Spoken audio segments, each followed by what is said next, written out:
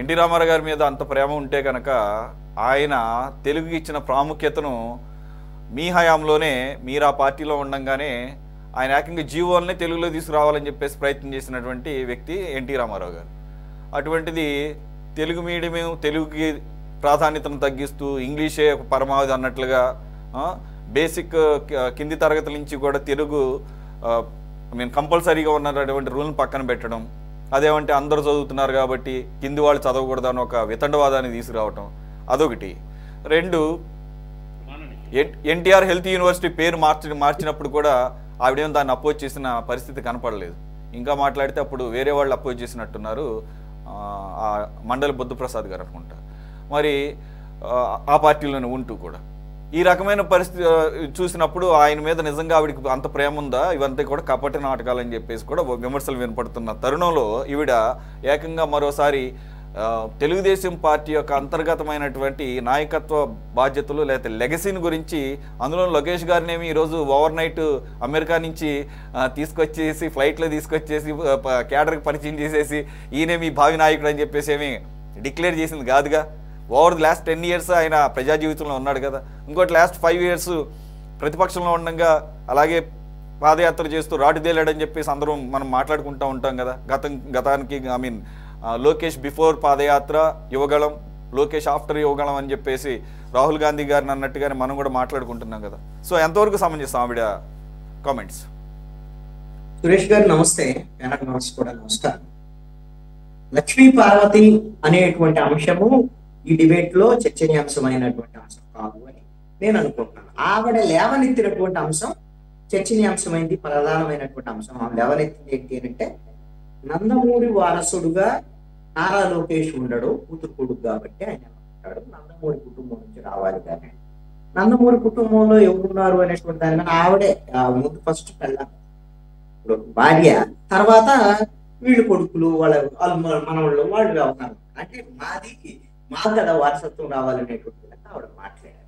ఇప్పుడు వారసత్వానికి సంబంధించినటువంటి అంశం రావాలనుకున్నప్పుడు ఒక నిమిషం కృష్ణానీల్ గారు, మీరు అన్నట్టుగా ఆవిడ ముందు వరుసలో ఉంటది ఎన్టీ రామారావు గారి భార్యగా. మరి ఆవిడ లక్ష్మి వైసీపీలో ఉంటూ మరి మళ్ళా తెలుగుదేశం పార్టీ నాయకత్వం ఎలా తీసుకుంటారు? అందుకని దానికి వస్తున్నాను పాయింట్ కోసం. ఎందుకంటే ఈ వారసత్వం అనేటువంటి అంశము ఎవరి దగ్గర పార్టీ ఉంది అనేటువంటి దాని మీద, ఇప్పుడు ఆస్తి ఉంది, ఆస్తి ఎవరి దగ్గర ఉంది, వాళ్ళ కొడుకులు, కూతుళ్ళు, మనవాళ్ళు అలా వెళ్తారు. ఇప్పుడు తెలుగుదేశం పార్టీ ప్రారంభించినటువంటి వారుగా ఎన్టీ రామారావు ఉన్నాడు. 1982లో ప్రారంభించాడు, 83లో అధికారంలోకి వచ్చాడు, 89లో తెలుగుదేశం పార్టీ ఓడిపోయింది. ఆయన పార్టీలో పనిచేశాడా లేదా, ఆ సినిమాలు తీసుకున్నాడా, ఇవన్నీ ఎవరికి తెలియదు. 94 వచ్చేసరికల్లా ఆయన్నే ముందు పెట్టి, అప్పుడు తెలుగుదేశం పార్టీకి ఆయనే లీడరు, ఆయన ముందు పెట్టేసి అప్పుడు ఎన్నికలకి వెళ్ళారు. ఆయన బహిరంగ సభల్లోనే లక్ష్మీపార్వతిని ఈ రాష్ట్ర ప్రజలందరి సమక్షంలో అందరి ఆమోదం మేరకు బహిరంగంగా పెళ్లి చేసుకున్నాడు. మన హిందూ సంప్రదాయం ప్రకారంగా ఎన్టీ రామారావు లాంటి వాడు నన్ను భారీగా స్వీకరిస్తాను అని లక్ష్మీపార్వతిని చెప్పిన తర్వాత ఆవిడ ఖచ్చితంగా ఎన్టీ రామారావుకి భారీగా ఆవిడ వారసురాలి. దాంట్లో ఎటువంటి సందేహం లేదు. 1994 వరకు ఎన్నికల వరకు Telugu Desam party, N T Rama Rao Telugu Desam party. 95లో ఏం జరిగింది? చంద్రబాబు నాయుడు తెలుగుదేశం పార్టీని తీసుకున్నారు. దాన్ని ఇప్పుడు లక్ష్మీ పార్వతి కానీ లేకపోతే చంద్రబాబు నాయుడు మీద వ్యతిరేకం ఉండేటువంటి వాడు కానీ దాన్ని వెన్నుపోటు అంటారు. వెన్నుపోటు పొడిచి తీసుకున్నాడు, వెన్నుపోటు పొడిచి చేశాడు, అన్యాయం చేశాడు, ఇదిగో చూడండి ఎన్టీ రామారావు బాధను వ్యక్తం చేశాడు అని చాలా క్యాసెట్లు ఉన్నాయి, అవి అని చెప్తున్నాను కదా. ఇది రెండు ఒక వాదన. ఏంటి వెన్నుపోటు అనేటువంటిది ఒక వాదన, చంద్రబాబు నాయుడు వ్యతిరేకం. ఇంకొక వాదన ఏంటి, చంద్రబాబు నాయుడు కానీ చంద్రబాబు నాయుడుకు మద్దతు ఇచ్చినటువంటి దగ్గుపాటి వెంకటేశ్వరరావు, పురంధేశ్వరి, అదే విధంగా అప్పుడు తర్వాత మద్దతు ఇచ్చినటువంటి హరికృష్ణ, వీళ్ళందరూ చెప్పినటువంటిది ఏంటి, మేము తెలుగుదేశం పార్టీని ఒక రాజ్యాంగేతర శక్తిగా ఉన్నటువంటి లక్ష్మీ పార్వతి నుంచి కాపాడుకోవటానికి పార్టీ పరిరక్షణ కోసం మేము ఎన్టీ రామారావు నుంచి పార్టీని తీసుకున్నాం అనేటువంటిది చంద్రబాబు నాయుడుకి మద్దతు ఇచ్చేటువంటి వాళ్ళ యొక్క వాదన. ఇది రెండు వాదనలు ఉన్నాయి కదా. మూడో వాదన నేను చెప్తాను.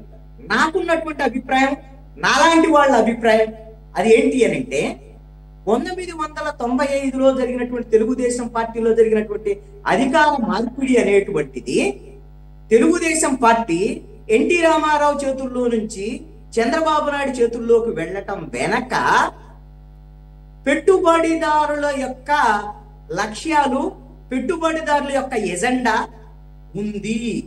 ఆ ఎజెండా ఏమిటి అని అంటే, ఎవరైతే సారా వ్యతిరేక ఉద్యమం చేయించారో ఆ తర్వాత బ్రాందీ షాపులు పెట్టాలనే ప్రణాళికలు ఉన్నాయో, తెలుగుదేశం పార్టీ అధికారంలోకి వచ్చిన తర్వాత మనం ఇష్టారీతిన మనం ఎంత పెట్టుబడి పెట్టాం, రేపొద్దున తెలుగుదేశం ప్రభుత్వాన్ని మనం ఉపయోగించుకోవాలంటే ఈ చేదస్థం ఉన్నటువంటి ఎన్టీ రామారావు తేడబుద్ధింది.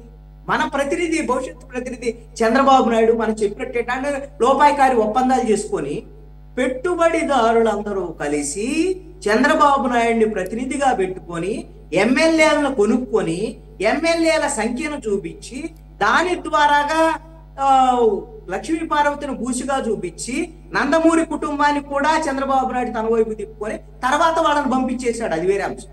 ఇది మూడో వాదన.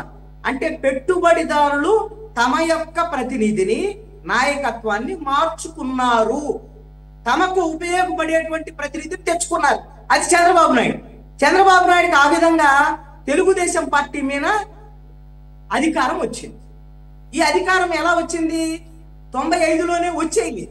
దాని వెనకాల ఘర్షణ జరిగింది, ప్రజల్లో కూడా ఘర్షణ జరిగింది. ఏం జరిగింది? 1996లో లోక్సభ ఎన్నికలు జరిగింది. ఇది అధికార మార్పిడి జరిగిన తర్వాత 1998లో లోక్సభ ఎన్నికలు జరిగాయి, మధ్యంతర ఎన్నికలు. ఈ రెండు మధ్యంతర ఎన్నికలు జరిగాయి. ఈ రెండు మధ్యంతర ఎన్నికల సమయంలో ఎన్టీ రామారావు బతికున్నప్పుడు ఆయన పార్టీ నుంచి సస్పెండ్ చేశామన్నారు. తర్వాత అయిపోయింది. కొంతమంది ఇప్పుడు హరికృష్ణ పోరాడాడు, లక్ష్మీ పార్వతి పార్టీ పెట్టింది, ఆవిడ ఒక ఎన్టీఆర్ పేరుతో పెట్టింది, హరికృష్ణ ఒక ఎన్టీఆర్ పేరుతో ఇంకొక పార్టీ పెట్టాడు. ఇదే తెలుగుదేశానికి సంబంధించినటువంటి పని. వీళ్ళిద్దరూ 96 ఎన్నికల్లో 98 ఎన్నికల్లో వీళ్ళు పరీక్షించుకున్నారు. పరీక్షించుకొని వారసత్వం అనేటువంటిది ఎన్టీ రామారావు నుంచి వీళ్ళకి, ఒకళ్ళేమో భార్య, ఒకళ్ళేమో కొడుకు, వాళ్ళిద్దరికి వల్ల కాలేదు. ఎందుకు వల్ల కాలేదు? పెట్టుబడిదారులందరూ చంద్రబాబు నాయుడుతో ఉన్నారు, ఎమ్మెల్యేలందరూ చంద్రబాబు నాయుడుతో ఉన్నారు. రెండు ఎన్నికల్ని చంద్రబాబు నాయుడు ఫేస్ చేయగలిగారు. 99లో మళ్ళీ లోక్సభ ఎన్నికలు, అసెంబ్లీ ఎన్నికలు కలిపి వచ్చాయి. ఆ నేపథ్యంలో చంద్రబాబు నాయుడు పూర్తి స్థాయి ముఖ్యమంత్రిగా, ఇక మిగతా ఏదైతే లక్ష్మీపార్వతి పార్టీ కానీ లేకపోతే హరికృష్ణ ముందే చేతులు ఎత్తేసాడు, తెలుగుదేశం పార్టీలో చేరాడు, అతను మంత్రి పదవి ఇచ్చి తర్వాత ఇంటికి పంపించేశాడు. అది వేరే అంశం. ఇవంతా కూడా వ్యూహాత్మకంగా జరిగాయి. ఈ విధంగా 99 వచ్చేసరికల్లా పూర్తి స్థాయి అర్హతలో అధికారము తెలుగుదేశం పార్టీని తను ఓన్ చేసుకున్నాడు. ఈ రోజు ఉన్నటువంటి తెలుగుదేశం పార్టీ 1900 ఎన్నికల తర్వాత, 99 ఎన్నికల తర్వాత ఇది చంద్రబాబు నాయుడు తెలుగుదేశం పార్టీ. మీరు 99 ఎన్నికల తర్వాత ఒకసారి బాజీ గారు, మీ అందరికి వాళ్ళకి తెలుసు, ఎన్టీ రామారావు ఫోటో కూడా లేకుండా అసలు మీటింగులు జరగటం, వ్యవహారం ఇవన్నీ ఎన్టీ రామారావు ఫోటో ఎత్తేసారు. 99 అసలు మొత్తం చంద్రబాబు నాయుడే అన్నట్టు తీసుకొచ్చేసి అన్ని చేసేసారు. అసలు ఎన్టీ రామారావు కనుమరుగు చేద్దామని కూడా ప్రయత్నం చేశారు. అయితే ఏమైంది అంటే 2004 వచ్చేసరికల్లా బొక్కబార్లా పడ్డాడు చంద్రబాబు. ఆ తర్వాత ఎలాగూ ఎన్టీ రామారావు ఫోటో ఉండటం లేదు, దీనివల్ల నష్టం అనేటువంటి అంశం వచ్చిన తర్వాత ఎలాగూ ఎవరు లేరు కదా, ఎన్టీ రామారావు ఫోటోని మనమే వాడుకుందాం, వేరే వాళ్ళు ఎవరు మిగిలి లేరు కదా ఇంకా వారసుడుగా. లక్ష్మీపార్వతి అయిపోయింది, ఆ పని అయిపోయింది, హరికృష్ణ పని అయిపోయింది, మన వెనకాలే ఉన్నాడు. ఇప్పుడు దగ్గుబాటి వెంకటేశ్వరరావు వస్తాడు పోతాడు, ఆయన ఇంకా ఏమి ఫైటింగ్ కూడా చేయలేడు. పురంధేశ్వరి కాంగ్రెస్ పార్టీలో చేరిన తర్వాత 2004 తర్వాత ఇంకా అందుకని ఏం చేశాడు, ఎన్టీ రామారావు బొమ్మను మాత్రమే వాడుకోవటం అనేటువంటిది చంద్రబాబు నాయుడు తీసుకున్నాడు. ఇప్పుడు తెలుగుదేశం పార్టీ, చంద్రబాబు నాయుడు తెలుగుదేశం పార్టీ. ఈ తెలుగుదేశం పార్టీకి వారసులు ఎవరు ఉంటారు? మరి చంద్రబాబు నాయుడు ఆధీనంలో ఉన్నటువంటి తెలుగుదేశం పార్టీకి చంద్రబాబు నాయుడు కొడుకు వారసుడు. లక్ష్మీపార్వతి రీజన్ ఏంటి? ఎన్టీ రామారావు వారసుడు అంటే ఎన్టీ రామారావు తెలుగుదేశం కాదు కదా. ఇది ఆల్రెడీ బదలాయింపు జరిపి ఆయన ఇప్పుడు లాగేసుకున్నాడు, అయిపోయింది. అయిపోయిన తర్వాత ఇంకా లక్ష్మీపార్వతి వ్యవహారం ఎందుకు ఉంటుంది? ఈ విధమైనటువంటి స్పష్టంగా లేదు. అయితే ఇక్కడ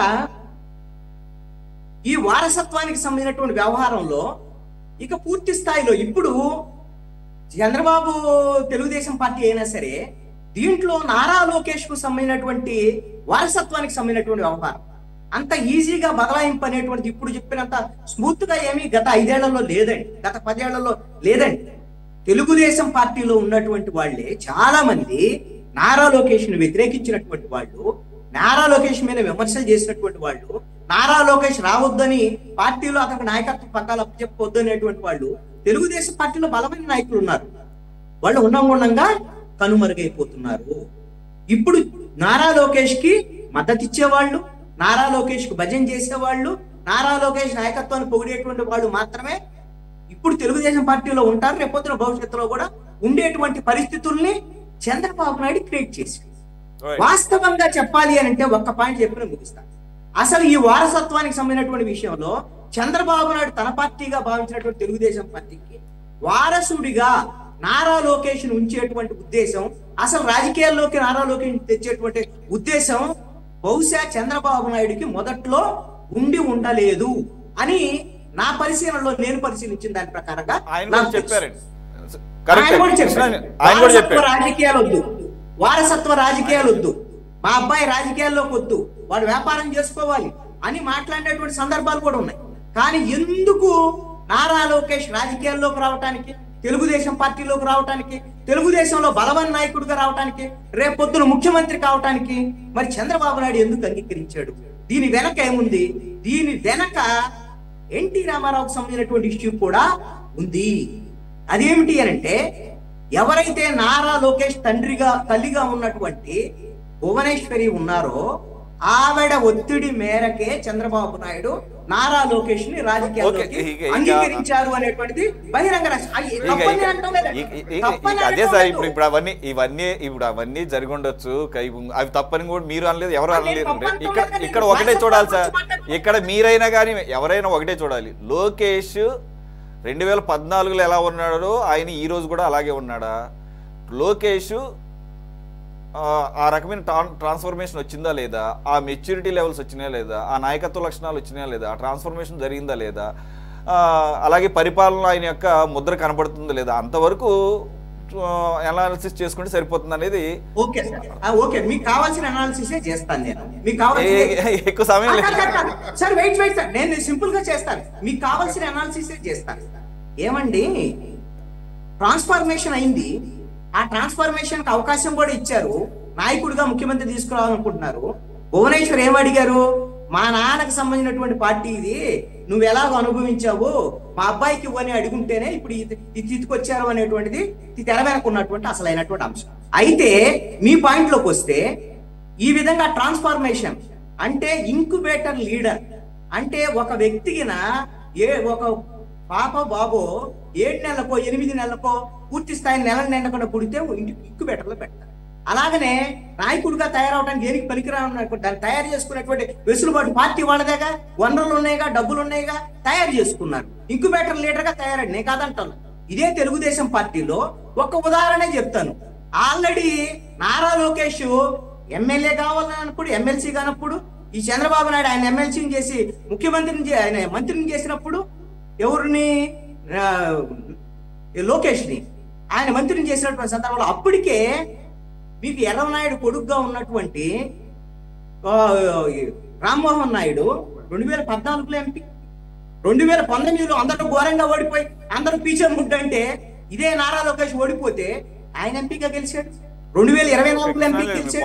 ఇప్పుడు నేనేమంటాను, ఇప్పుడు మీరు ఈ తెలుగుదేశం పార్టీ అని ఏదైనా పార్టీ అని, ఇందాక బాజీ గారు ఒక అద్భుతమైన మాట చెప్పాడు. ప్రజాస్వామ్యంలో ఏ పార్టీ కూడా తన సొంత పార్టీయో కుటుంబ పార్టీయో కాదు. ఇక్కడ ప్రజాస్వామ్యంలో ప్రతి వ్యక్తి, ఇప్పుడు కోట్ల మంది ఈ రోజున కోటి సభ్యత్వం ఉంది, వచ్చిన లక్షలాది మంది ప్రతి వాళ్ళు హక్కుదారుడే తెలుగుదేశం పార్టీలో.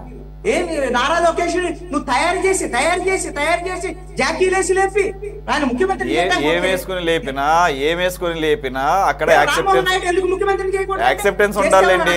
యాక్సెప్టెన్స్ లేకుండా అవ్వదు. యాక్సెప్టెన్స్ తెచ్చుకునే జాకీలేసి లేపినా లెగలేని వాళ్ళు చాలా మంది ఉన్నారు.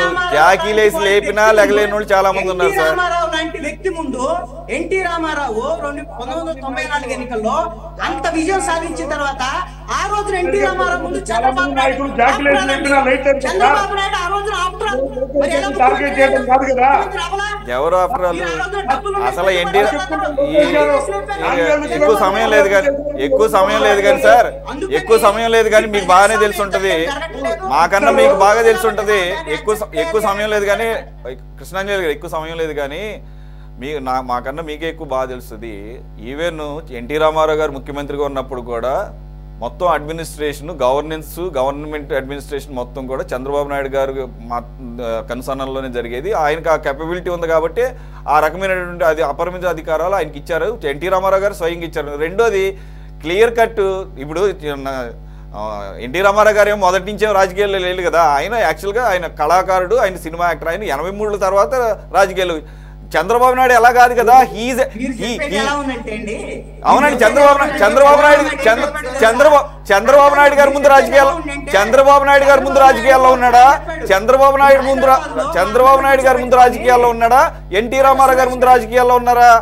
చంద్రబాబు నాయుడు గారు అద్భుతమైనటువంటి ఒక విషయం చెప్తాను. ఆయన బర్త్డే సందర్భంగా అందరిని కూర్చోబెట్టుకున్న మా అందరినీ తెలుగుదేశం పార్టీని పెట్టమని ఎన్టీ రామారావు నేనే సలహా ఇచ్చాను, చంద్రబాబు నాయుడు చెప్పారు.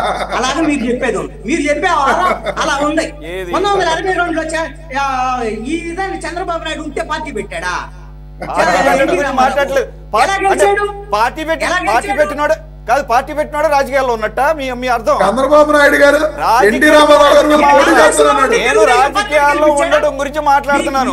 నేను రాజకీయాల్లో ఉండడం, ఆయన కాంగ్రెస్ పార్టీలో ఉన్నాడండి. అవునండి. ఏ పార్టీలో ఉంటే ఏంటండి? ఏ పార్టీలో ఉంటే ఏంటి? కాదు, విద్యార్థి రాజకీయం. ఒక నిమిషం సార్, ఒక నిమిషం ఆగండి. విద్యార్థి రాజకీయాలు కాదు, ఒక నిమిషం ఆగండి సార్, ఒక నిమిషం ఆగండి. విద్యార్థి రాజకీయాల నుంచి ఉంది చంద్రబాబు నాయుడు గారు, వైఎస్ రాజశేఖర రెడ్డి గారు. ఒక నిమిషం ఆగండి సార్. వాళ్ళు సీనియర్లు అవుతారా? పార్టీ పెట్టారు కదా అని చెప్పేసి ఎన్టీ రామారావు సీనియర్ అవుతారా? వైఎస్ రాజశేఖర రెడ్డి, చంద్రబాబు నాయుడు రాజకీయాల్లో సీనియర్స్. అంతే.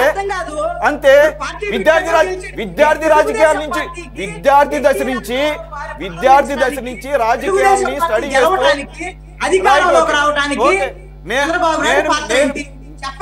నాకు ఆ స్థాయి లేదనుకుందాం. బాజీ గారు ఒక్క నిమిషం సార్, బాజీ గారు మీరు ఒకసారి క్లారిటీ ఇవ్వండి. విద్యార్థి దశ నుంచి రాజకీయాల్లో ఉన్నప్పుడు ఒక నిమిషం ఆగండి సార్, ఒక అభిప్రాయం తీసుకుందాం. తప్పేముంది, ఒక అభిప్రాయం తీసుకుందాం. ఆగండి. Difference of opinion, everybody can have their own opinion. నేనేమన్నానంటే పార్టీ పెట్టేస్తే ఇక రాజకీయ పరంగా పూర్తి పరిణితి వచ్చేసినట్టేనా? లేదండి, ఒక్క నిమిషం ఆగండి సార్. 1982 తెలుగులోకి ఏముంది సార్, వస్తారు తెస్తారు, పాయింట్ అది కాదు. అసలు దాంట్లో ఏమైనా చంద్రబాబు నాయుడు పాత్ర ఉందా? చెప్పాలండి, ఎవరినైనా చెప్పాలంటే చంద్రబాబు నాయుడు పాత్ర ఉందా? 82లో తెలుగుదేశం పార్టీ ప్రారంభించడానికి, అధికారంలో రావడానికి చంద్రబాబు నాయుడు పాత్ర ఉందని దాన్ని కాదంటలేదండి. నేను పొలిటికల్ సీనియారిటీ గురించి మాట్లాడుతున్నా, అడ్మినిస్ట్రేషన్ గురించి మాట్లాడుతున్నా. మీలాంటి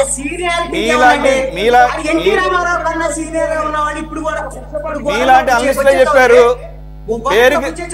మీలాంటి మేధావులు చెప్తా ఉంటారు. ఏమని? ఎన్టీ రామారావు గారి హయాంలో కూడా మొత్తం గవర్నమెంట్ మొత్తం కూడా చంద్రబాబు నాయుడు గారు నడిపించేవారని. ఏమో నాకు తెలియదేమో, ఒకసారి క్లారిటీ అడుగుదాం. తెలుగుదేశం పార్టీలో చంద్రబాబు నాయుడు కన్నా సీనియర్ ముఖ్యమంత్రి అవుతాడా? ఎవరు కాదని ముఖ్యమంత్రి అంటే ముఖ్యమంత్రి అవుతేనేనా? నేను సీనియారిటీ గురించి మాట్లాడుతున్నా, ముఖ్యమంత్రి గురించి మాట్లాడుతున్నా. రాజకీయాల్లో ఉంటే ఏంటండి నాకు అర్థం కాదు.